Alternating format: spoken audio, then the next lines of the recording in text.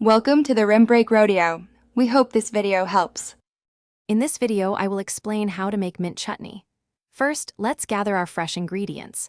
You'll need about 1 cup of fresh mint leaves and half a cup of cilantro. For a little kick, prepare 1 small green chili, a 1/2-inch piece of ginger, and 1 garlic clove. Don't forget 1 tablespoon of fresh lemon juice, a 1/2 teaspoon of cumin powder, and salt to taste.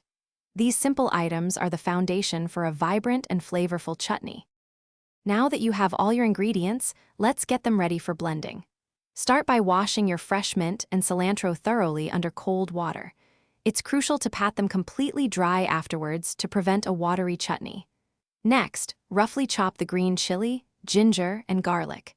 This helps them break down easily in the blender. Also, make sure to remove any tough stems from the herbs for the best texture. It's time to bring everything together. Carefully place all your prepared mint, cilantro, chili, ginger, and garlic into a small blender or food processor.